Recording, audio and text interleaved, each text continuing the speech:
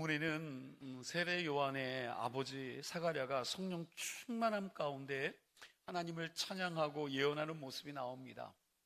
우리는 이미 사가랴가 어떤 사람인지에 대해서 잘 알고 있습니다. 사가랴는 아비야의 반열에 속한 제사장이었습니다.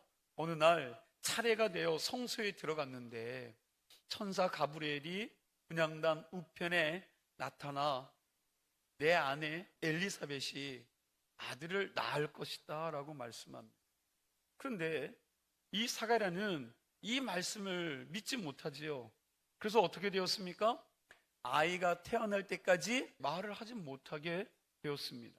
무려 10달 동안이나. 여러분, 제사장에게 입은 굉장히 중요합니다.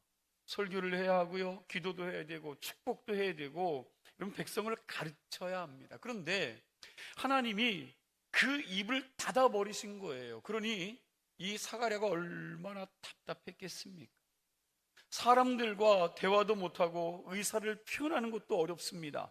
제사장의 사역을 제대로 감당할 수가 없습니다. 그러나 하나님께서는 그 시간을 징계로만 사용하지 않으셨다는 거예요. 그 시간을 훈련하는 시간으로 사용하셨습니다. 사람들과의 대화는 끊어졌지만 하나님과의 대화는 깊어진 줄로 믿으시기 바랍니다. 입은 닫혔지만 마음의 문과 영의 문이 열렸습니다. 말은 못했지만 말씀은 더 깊이 있게 묵상하게 된 거지요.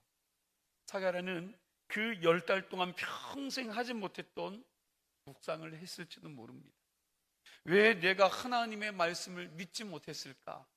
왜 나는 현실을 더 크게 보았을까? 왜 나는 제사장이면서도 하나님의 능력을 의심했을까? 이런 질문들을 하면서 하나님 앞에 철저하게 회개했을 겁니다. 그리고 정말 천사가 말한 대로 엘리사벳이 잉태하는 모습을 보았습니다. 마리아가 찾아왔을 때 뱃속에서 아이가 뛰는 것을 보았습니다. 하나님의 말씀이 하나도 틀림없이 이루어지는 것을 그가 경험했습니다.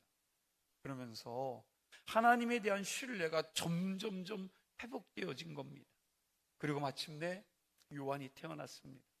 사람들은 아이의 이름을 아버지의 이름을 따서 사가랴라고 짓고 싶어 했습니다. 그런데 정작 아버지인 이 사가랴는 서판에다가 그 이름을 요한이라 이렇게 쓴 겁니다. 하나님의 말씀에 순종한 거지요. 그 순간 놀라운 일들이 일어나요. 우리 64절 말씀 한번 읽어볼까요? 이에 그 입이 곧 열리고 혀가 풀리며 말을 하여 하나님을 찬송하니. 자, 순종하는 순간 어떤 일들이 일어났다고요? 입이 열렸어요. 말 못하던 혀가 풀린 겁니다. 여러분, 10달 동안 말을 못한 사람이 처음 말을 하게 되면 무슨 말을 할까요? 여러분 같으면 어떤 말을 할 것 같아요? 신기하다. 내 입에서 말이 나오네. 여보, 나 이제 말할 수 있게 되었어. 이럴 수도 있고요. 와, 그동안 내가 얼마나 답답했는지 정말 죽을 뻔했네. 여러분, 이럴 수도 있어요. 그런데 사가랴는 가장 먼저 뭐 했대요? 하나님을 찬송했습니다. 왜일까요? 10달 동안 하나님의 은혜가 그 마음속에 가득했기 때문입니다.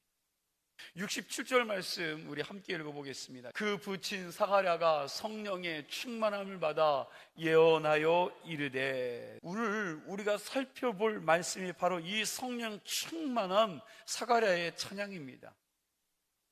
이 성령 충만한 찬양 속에 얼마나 놀라운 하나님의 구원의 계획이 담겨 있는지를 말씀을 통해 은혜를 나누고자 합니다.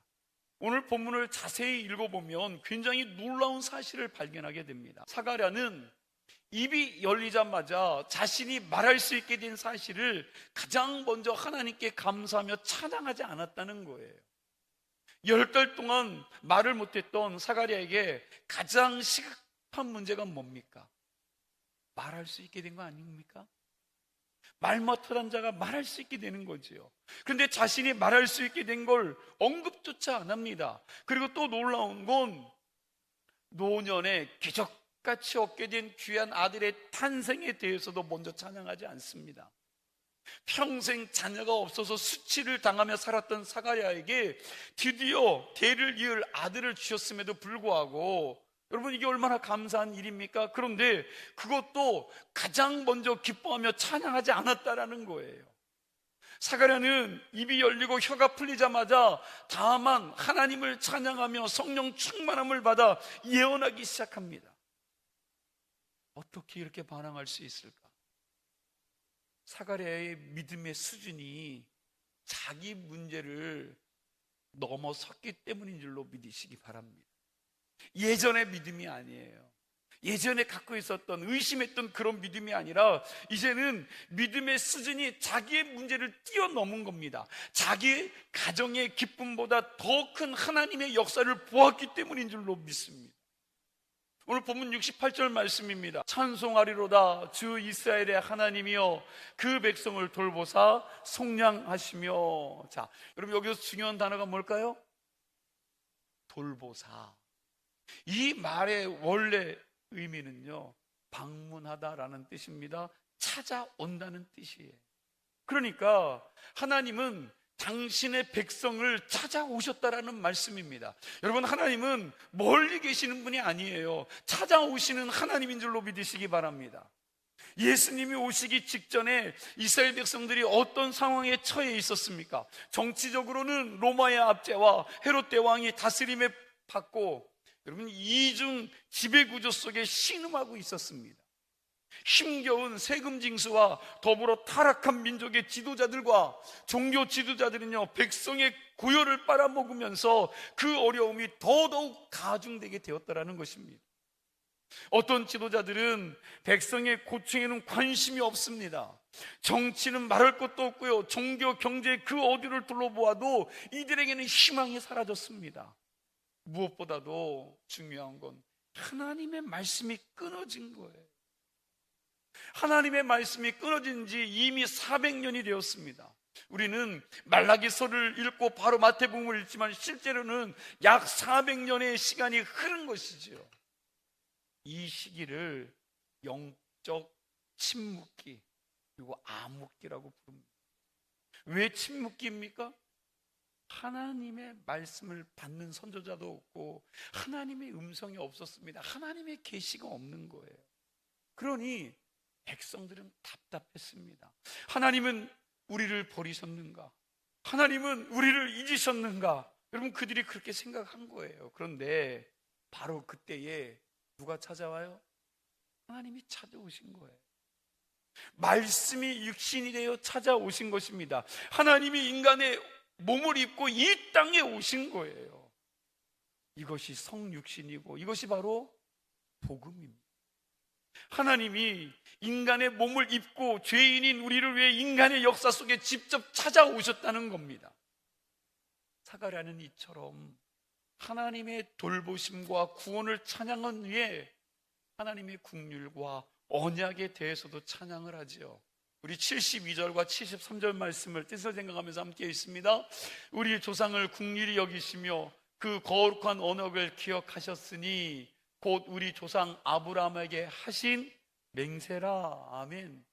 여러분, 우리가 이 말씀을 읽으면서 한 가지 질문을 해 보아야 합니다. 왜 하나님은 우리를 긍휼히 여기실까요? 왜 하나님은 죄를 짓고 실패하는 우리를 끝까지 붙들어 주시겠까요? 여러분과 제가 착해서입니까? 우리가 믿음 좋아서일까요? 우리가 하나님 보시기에 늘 예쁘게 살아서입니까? 아닙니다. 사가랴는 분명하게 말합니다. 언약 때문이라는 거예요. 약속 때문이라는 것입니다. 하나님께서 우리 조상과 맺은 언약을 기억하셨기 때문에 우리를 긍휼히 여기셨다라고 말씀하고 있는 거예요. 여러분, 성경은요, 처음부터 끝까지 언약의 책입니다. 창세기부터 요한계시록까지 하나님께서 인간과 맺은 언약의 이야기가 성경의 말씀입니다.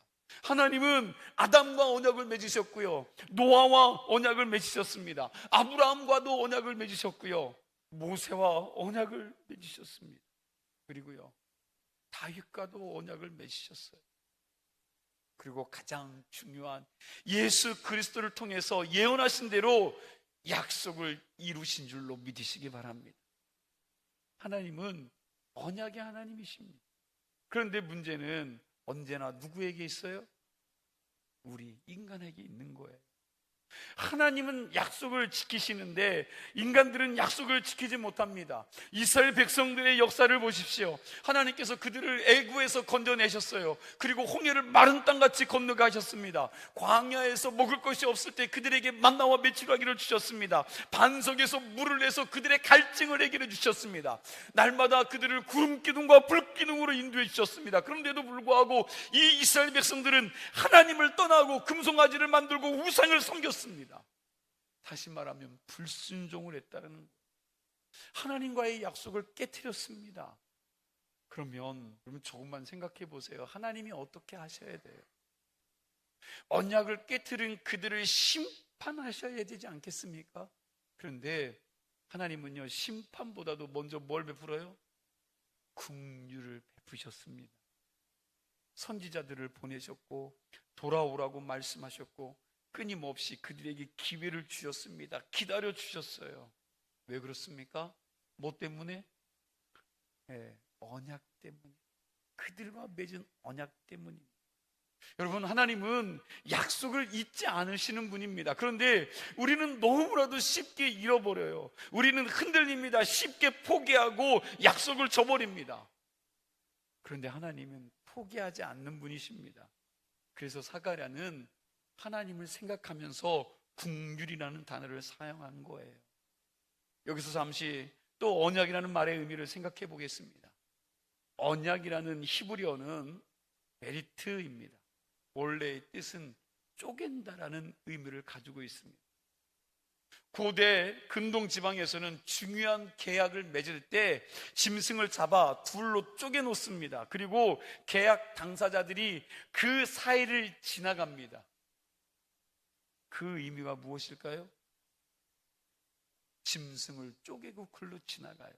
그럼 내가 이 언약을, 이 약속을 어기면 이 짐승처럼 뭐 하겠다? 죽겠다라는 그 의미가 그 안에 있는 거예요.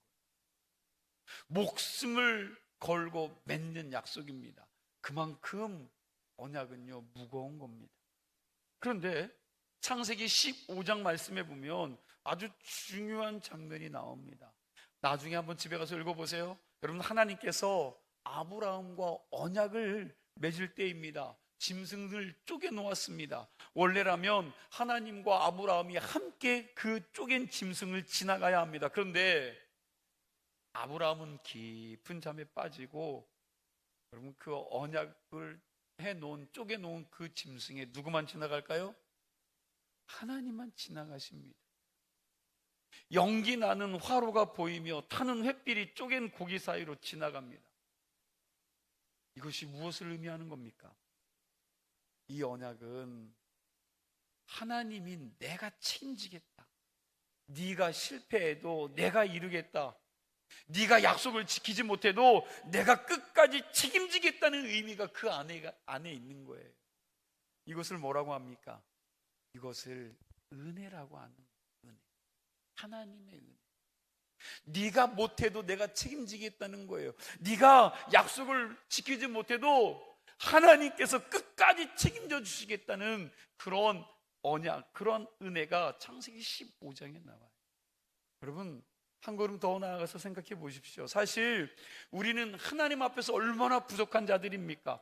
주일에 은혜 받고도 월요일이 되면 세상 염려에 빠지고 근심 가운데 빠집니다. 말씀대로 살겠다고 결단하지만 금방 넘어집니다. 기도는 해야 되는데 기도를 하지 못합니다. 사랑해야 하는데 미워합니다. 용서해야 함을 알면서도 용서하지 못합니다. 하나님의 말씀대로 살겠다고 마음 굳게 먹고 약속하지만 실패할 때가 얼마나 많이 있습니까? 그런데요, 하나님은 우리를 버리지 않으세요. 왜 그렇습니까? 언약 때문에, 그리고 예수 그리스도의 십자가 때문입니다.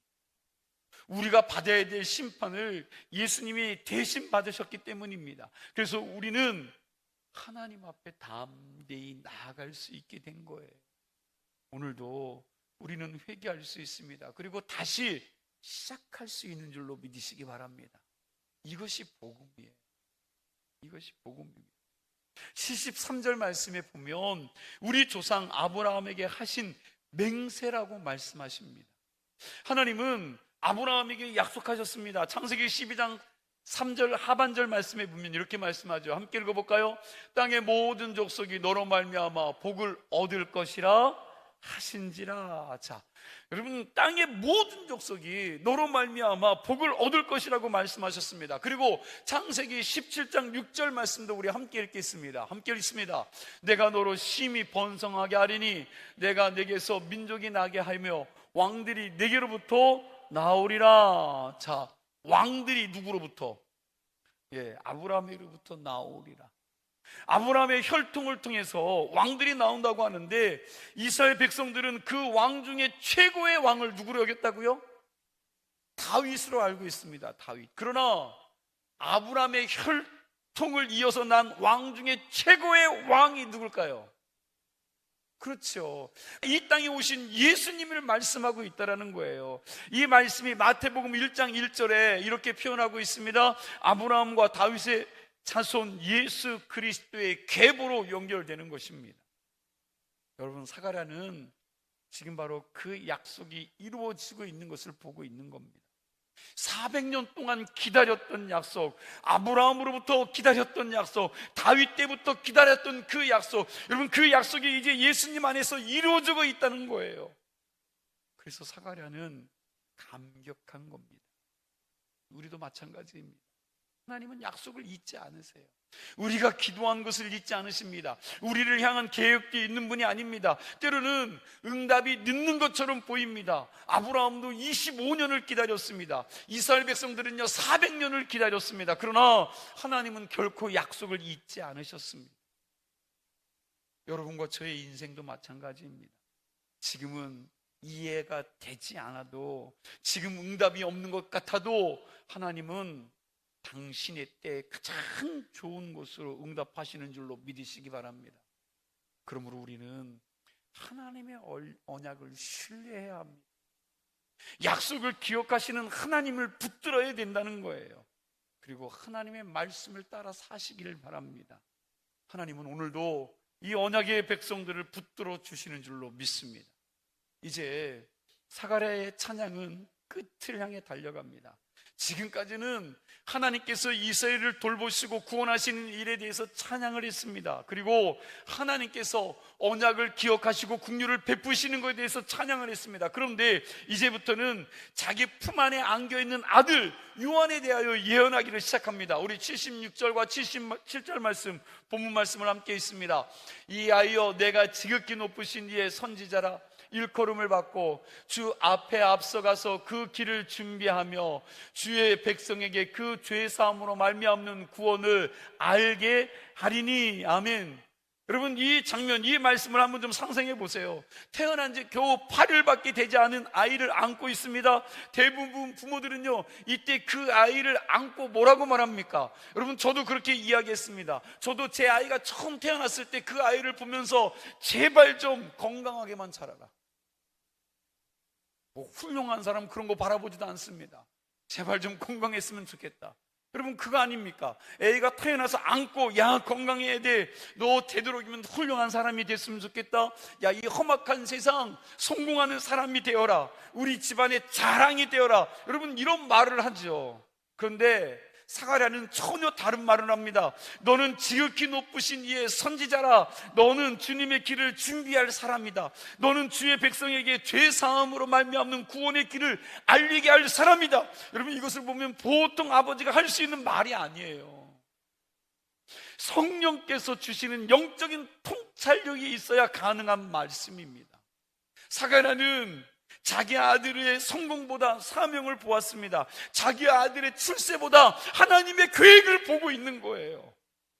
자기의 아들의 미래보다 하나님의 나라를 보았습니다. 이것이 성령 충만한 사람들의 특징인 줄로 믿으시기 바랍니다. 오늘날 부모님들이 가장 많이 하는 걱정이 뭡니까? 자녀의 공부와 자녀의 취업 아닙니까? 그리고 그들의 결혼과 경제적인 문제일 겁니다. 물론 중요합니다. 부모라면 누구라도 그런 마음이 있습니다. 그러나 한 걸음 더 나아가서 생각해 보아야 될 게 있어요. 우리의 자녀가 하나님 나라를 위해서 어떤 사람으로 쓰임 받을 것인가, 우리 자녀를 향한 하나님의 뜻이 무엇인가, 이것을 위해 기도해야 합니다. 자녀가 좋은 대학 가는 것 중요합니다. 좋은 직장에 들어가는 것도 중요합니다. 그러나 그거보다 더 중요한 것은 하나님께 쓰임받는 인생, 한 번밖에 없는 이 인생, 하나님께서 붙들으시고 그 인생을 역사해 가는 것이 가장 중요한 줄로 믿습니다. 세례 요한은 왕이 되지 않았습니다. 그는 부자가 되지 않았다는 거예요.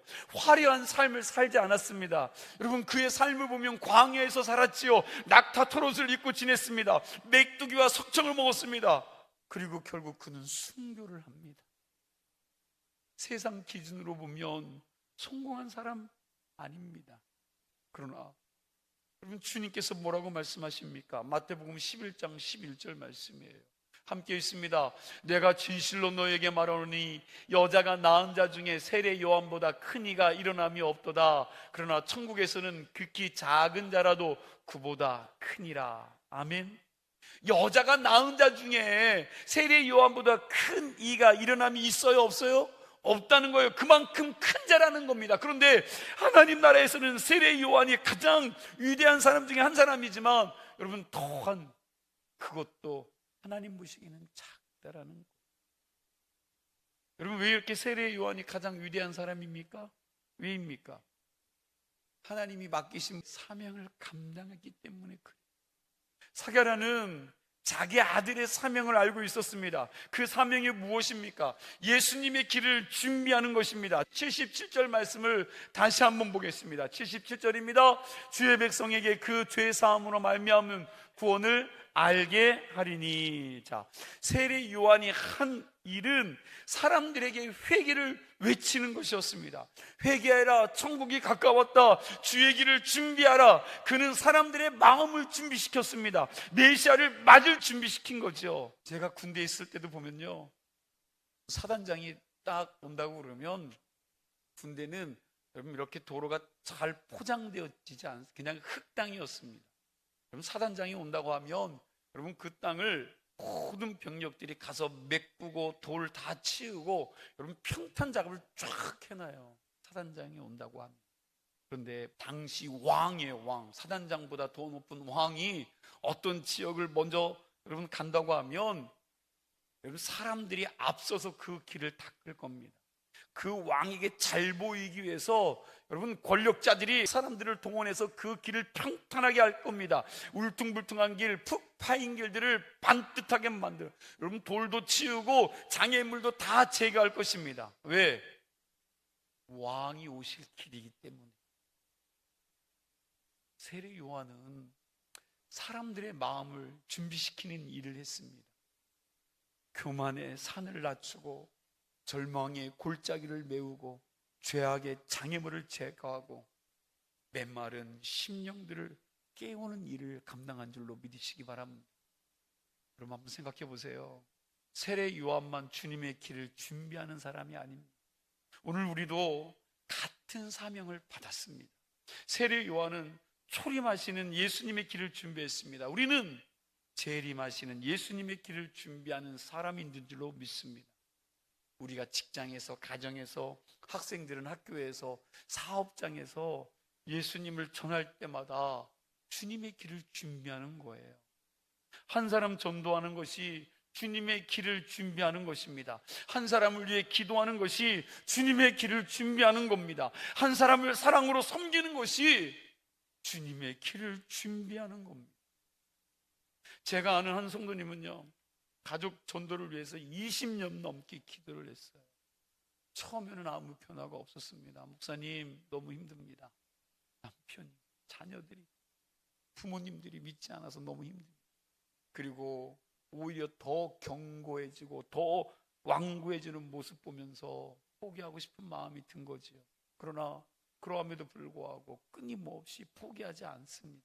명절 때마다, 생일 때마다 병원에 입원했을 때에도 찾아가 기도하고, 여러분 가정에 모든 일이 있을 때마다 앞장서서 일하는 거죠. 결국 그 가족이 예수 믿게 되었습니다.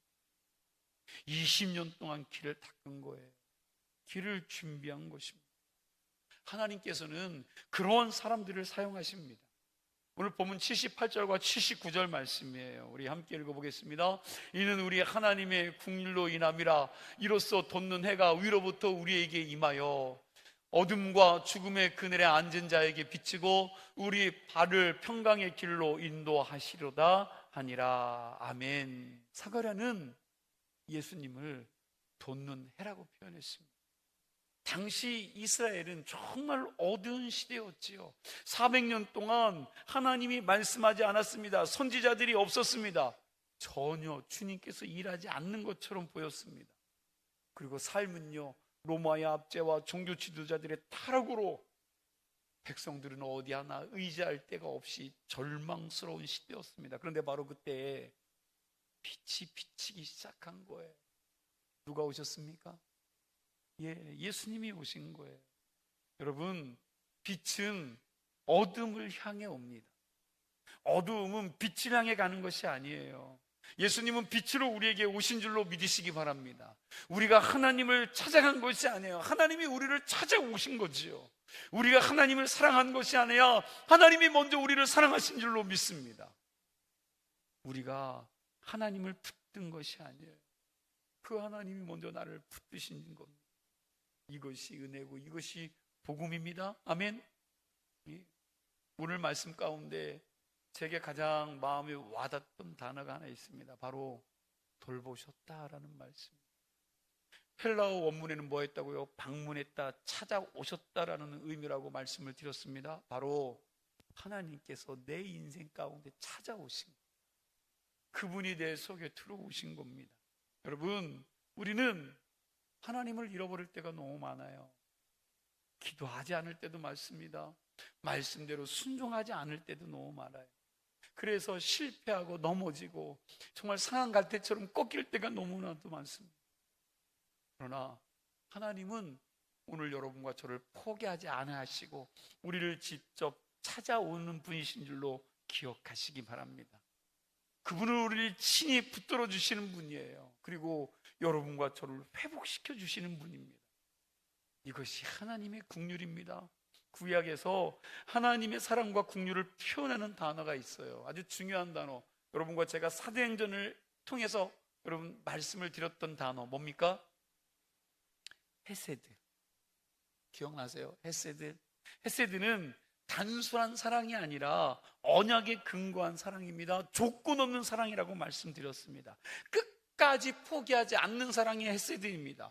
배신당해도 사랑하는 거예요. 실패했어도 붙들어주는 사랑입니다. 그래서 시편 기자는 이렇게 말합니다. 107편 1절 말씀이에요. 여호와께 감사하라. 그는 선하시며 그 인자하심이 영원합니다. 여러분, 그 인자하심이 영원합니다. 그 인자하심이 영원합니다. 이것이 헤세드인 줄로 믿으시기 바랍니다.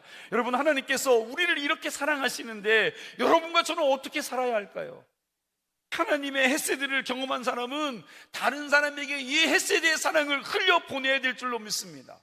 더 나아가 세례 요한처럼 오늘 내 주변에 절망 가운데 있는 사람, 어둠 가운데 있는 사람, 그리고 죄 가운데 있는 사람들에게 복음을 전해줌으로 주님 오실 길을 예배하는 믿음의 사람들이 다 되시기를 간절히 축복합니다. 사랑하는 성도 여러분, 사가랴는 10개월 동안 침묵의 시간을 지내면서 깨달았습니다. 지금 당면한 내 문제보다 하나님의 구원이 중요하구나. 내 가정의 기적보다 하나님 나라가 중요한 거구나. 내 아들의 성공보다 하나님이 맡기신 사명이 중요한 거구나. 이 사실을 깨닫게 된 줄로 믿습니다. 그래서 그가 입이 열리자마자 뭘 했다고요? 하나님을 찬양을 했습니다. 오늘 저와 여러분들은 무엇 때문에 감격하고 감사하며 찬양하고 있으십니까? 오로지 나의 문제, 나의 자녀, 나의 일에만 올인하면서 살아가고 있지는 않습니까? 부디 바라기는 우리도 사가랴와 같은 감사와 찬양을 드릴 수 있기를 축복합니다. 주님, 나를 찾아와 주셔서 감사합니다. 주님, 나를 돌봐 주셔서 감사합니다. 주님, 언약을 기억하시고 나를 붙들어 주시니 참으로 감사를 드립니다. 주님, 예수 그리스도를 보내주심에 감사합니다. 주님, 나도 세례 요한처럼 주님의 길을 예비하며 사람을 살리게 하여 주시옵소서. 우리에게 찾아오신 하나님의 은혜를 날마다 기억하면서 그 은혜를 전하는 삶을 살아가는 저와 여러분들이 되기를 주의 이름으로 간절히 축원합니다. 기도합니다.